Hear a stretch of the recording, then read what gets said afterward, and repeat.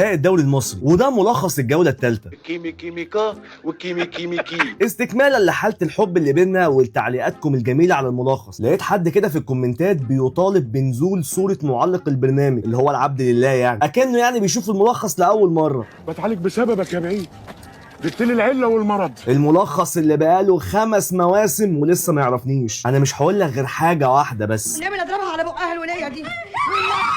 المحترفين الاسبوع ده عاملين شغل حلو قوي، خصوصا لعيبه البرازيل، شكلهم برازيلي واسمر بجد. والحراس بقى لازم يخلي بالهم لحسن يطحنوا زي البون. اهرب على فين؟ اهرب على فين؟ الاسبوع الثالث في الدوري، وبعد ما رتم الدوري عالي والفرق شدت حيلها وبقينا نشوف اهداف وفرق بتفوز، فجاه كده بقى كله تعادلات، تعادل في تعادل، نص الاسبوع كله تقريبا تعادلات. خير يا جماعه، انتوا اتحسدتوا ولا ايه؟ مش كده، انا محسود.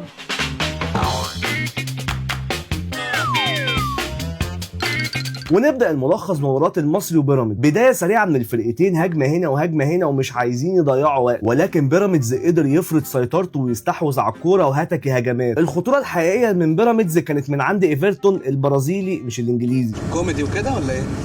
شوطه قويه في الدقيقه 22 ولكن تطلع فوق العارضه. لا ده انت شكلك برازيلي جدا. يا رب نتمنى. في الدقيقه 37 ايفرتون بياخد الكوره ويعدي من الاول والثاني والكوره تكمل معاه، وعند خط ال 18 يلعب واحده ارض من على الارض ولا احلى، ويسجل بيراميدز الهدف الاول. لا ده انت برازيلي جدا بقى. امال حضرتك فاكر ايه يعني؟ المصري ابتدى يفوق شويه ويرجع، وهجمه من ناحيه اليمين وعرضيه من مخلوف يكمل عليها منذر، ولكن الكوره بتيجي في القايم وتطلع. يا نهار ازرق يا نهار ازرق يا حزن الحزن. بيستمر ضغط المصري حتى كمان في الشوط الثاني. في الدقيقه 49 هجمه للمصري من عند كريم العراقي، يباص المنذر اللي بيعمل عرضيه يطلعها مرعي متقشره لدغموم اللي بيشوط الكره بشماله تكسر العارضه وتدخل جول، ويسجل المصري هدف التعادل. بيراميدز رجع تاني في الماتش، وفي الدقيقه 65 سروم خربش من قطه المايلي اللي بيكمل ويسجل هدف التقدم لبيراميدز، ولكن حكم الرايه بيرفع تسلل. واحنا بنستنى الفار عشان يراجع الكوره، بنشوف مدرب بيراميدز في المدرجات، مدرب بيراميدز اللي طلع الماتش اللي فات معترض وبيأكد انها جول. الراجل ما سكتش وقام مشمر البنطلون ورافع ايده. ما تهدى شويه يا عم. ما تعصبنيش يا عم يولتشيتش، انت هتروح فين تاني؟ انت بعد كده هتتفرج على الماتش من تلفزيون بيكو. واهدى بقى،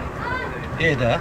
المصري ما سكتش وفضل يهاجم، وفي الدقيقه 74 بيحصل احتكاك بين محمد حمدي وكريم العراقي. الحكم بيصفر ويحسب ضربه جزاء، وطبعا مدرب بيراميدز مش على بعضه. اصل صلاح مش قاعد على بعضه. بيدخل عمرو السعداوي يشوط، بيصدها الشناوي ويكمل صلاح محسن ويسجل هدف التعادل، ولكن الحكم بيلغي الهدف بداعي ان لاعب المصري دخل جوه ال 18 قبل ما الكره تتلعب. المصري برضه ما استسلمش، في هجمه في الدقيقه 83 باص في الثاني توصل الكره للساعي اللي بيرقص ويكمل ويرزع واحده بيمين ويسجل هدف التعادل للمصري. مدرب بيراميدز يعني جاب اخره وقام مشمر رجله الثانيه.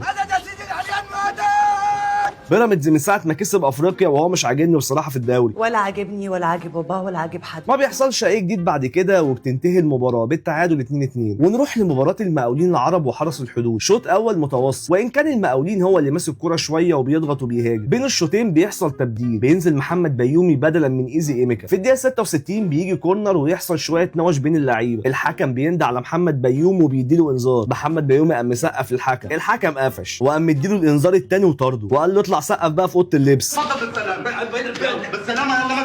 فضل المقاولين هو اللي بيهاجم وبيقرب قوي. في الدقيقه 97 عرضيه من عمر الوحش ورأسيه من كامل اللي بيسجل الهدف الاول للمقاولين، ولكن الحكم المساعد بيرفع الرايه تسلل. حكم المباراه بيستنى قرار الفار اللي بيلغي فعلا الهدف. ما بيحصلش اي جديد بعد كده، وبتنتهي المباراه بالتعادل 0-0. ونروح لمباراه فاركو وطلائع الجيش. لسه بنقول يا هادي، الكره بترجع عادي جدا لشيكا حارس فاركو. شيكا كده تحسه انه تاه ومعرفش يعمل ايه، فاتضغط عليه، بيكمل اجوره على الكوره وبيشوطها، وشيكا بيترمى على الكوره ولا اكنه قدام جونه. هو انا ناقص؟ وبصراحه يعني انا ما اعرفش الكوره دي جت في ايده ولا لا. طب يا جماعه الحكم خد باله؟ الفار طيب خد باله من الكوره دي؟ عمرنا سالنا الاسئله دي، بس انا ما اعرفش شفت الكوره دي فين قبل كده. في الدقيقه 65 الكوره بتروح لاجورو اللي بيرقص ويفرش حسين حماد على الارض ويشوط الكوره بشماله طلقه يسجل بيها الهدف الاول لطلائع الجيش. فاركو بيخسر الماتش الثاني على التوالي وعنده نقطه واحده بس، واخر فرقه في ترتيب الدوري. ادمن فاركو بقى بدل ما يواسي فريقه قام منزل بوست وكاتب واجب الضيافه. دي اللي هتجيب لي جلطه. ونروح لمباراه الاسماعيلي والاتحاد السكندري. ماتش سريع من الفرقتين وهجمات بقى من اللي قلبك يحبها. وان كان الاتحاد السكندري كان اخطر شويه، ولكن الفرقتين ما سجلوش اي حاجه في الشوط الاول. بين الشوطين الاثاره بدات. الحكم بيدي انذار لاحمد سامي مدرب الاتحاد. احمد سامي فضل يعترض ويتكلم مع الحكم كتير. الحكم جاب اخره وزهق ومد ايده في جيبه. قام احمد سامي ماسك ايده وقال له خلاص. لا والله لا يمكن. طبعا الحكم قام مطلع الكارت الاحمر وطرد احمد سامي. احمد سامي قام شايط الكره اللي قدامه ومشوح وماشي. شفت بيخبط كف على كف. الفرقتين في الشوط الثاني فضلوا يهاجموا لحد الدقيقه 66. عرضيه من فان دريك تروح الكره لجون ايبوكا اللي بيشوط الكره كرباج وبيسجل الهدف الاول للاتحاد. الاسماعيلي حاول يرجع في الماتش. في الدقيقه 85 ثرو طويل لانور عبد السلام اللي بيكمل ويسجل هدف التعادل، ولكن الحكم المساعد بيرفع الرايه تسلل والفار بيأكد وبيتم الغاء الهدف. ما بيحصلش اي جديد بعد كده وبتنتهي المباراه بفوز الاتحاد على الاسماعيلي 1-0. ونختم الملخص بمباراه مودرن سبورت والزمالك. من اول الماتش والزمالك بيهاجم وعايز يخلص بسرعه. في الدقيقه 12 عبد الله السعيد بيعمل مجهود كبير قوي وبيقاتل على الكوره وبياخدها ويعمل ثرو ولا احلى لاخوان الفينا. الراجل ما عملش حاجه، هو لما على شماله ورزع في الجون وسجل الهدف الاول. ده عادي يعني. عادي. اداء حلو ومميز من الفينا مع الزمالك، وان شاء الله يفضل مستمر كده وربنا يبعد عنه الاصابات او عروض الانتقالات. اوعى.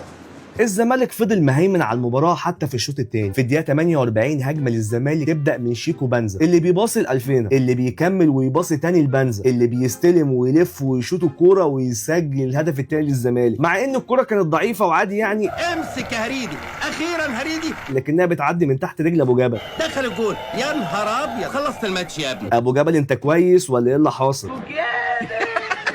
اداء حلو ومميز من بنزا مع الزمالك، وان شاء الله يفضل مستمر كده وربنا يبعد عنه الاصابات او عروض الانتقالات. اوعى.